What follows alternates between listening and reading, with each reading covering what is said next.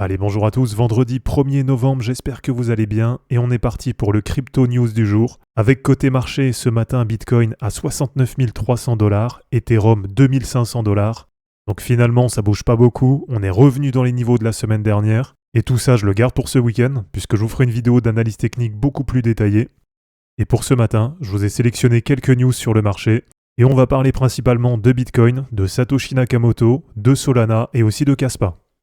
Allez, avant de commencer cette vidéo les amis, si vous cherchez les meilleurs exchanges pour trader les cryptos, eh bien je vous invite à cliquer sur le lien Linktree qui se trouve dans la description de cette vidéo. Dans ce lien, vous allez retrouver tous les exchanges que j'ai sélectionnés et que je considère comme étant les meilleurs pour trader les cryptos dans de bonnes conditions.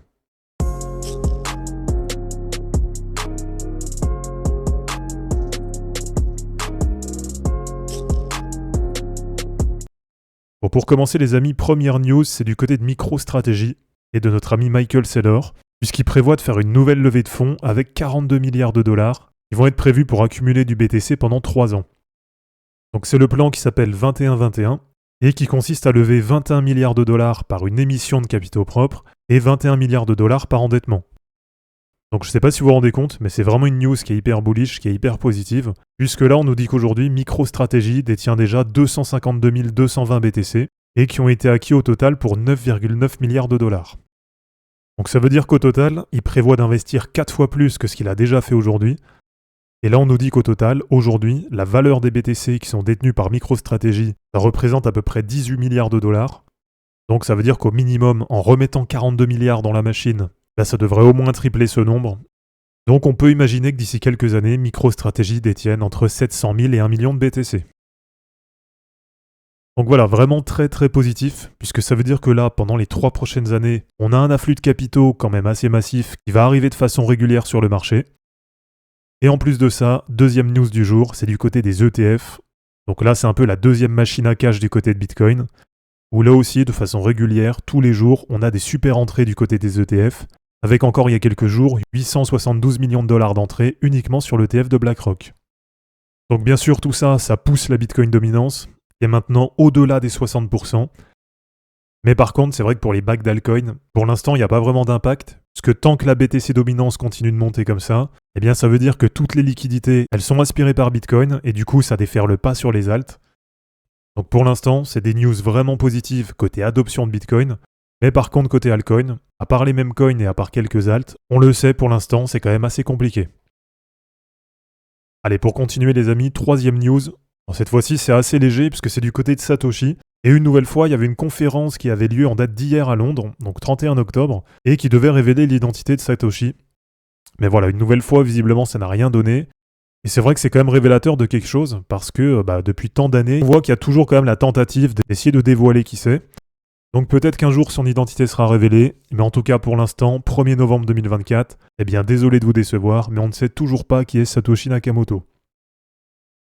Allez, pour continuer les amis, quatrième news sur le marché, cette fois-ci c'est du côté de Solana, puisqu'on a un nouvel ETF qui a été demandé, et cette fois-ci c'est par Canary Capital.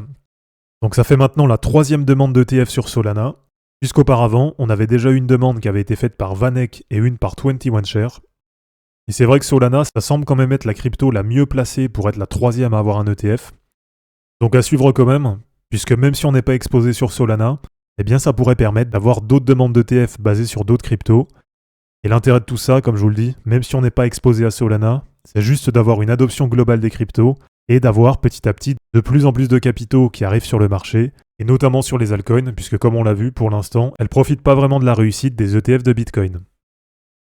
Et allez, pour terminer les amis, dernière info sur le marché, cette fois-ci c'est du côté de Kaspa, puisque ça avance bien du côté de la mise à jour Crescendo. Et je vous rappelle que l'objectif de cette mise à jour, c'est de permettre au réseau Kaspa de traiter 10 blocs par seconde. Et petit à petit, ça avance de ce côté-là. Donc c'est vraiment bien puisque le réseau continue de se développer. Et pour terminer, si je vous repartage du côté de la charte de Kaspa, eh bien hier, je vous ai partagé un post sur Twitter et sur Telegram où je vous montrais que sur la paire CAS-BTC, donc Kaspa par rapport à Bitcoin, on a eu 100% de retracement par rapport à la hausse de 2024. Donc là finalement, on est revenu sur les mêmes niveaux qu'en octobre 2023. Et probablement qu'on est maintenant très proche d'un point bas sur la paire CAS-BTC.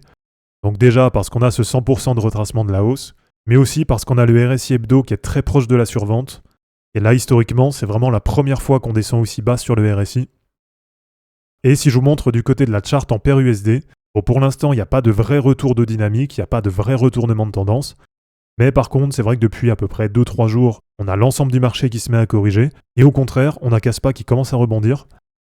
Et c'est vrai que de plus en plus, elle a l'air de se décorréler du marché, et notamment se décorréler de Bitcoin.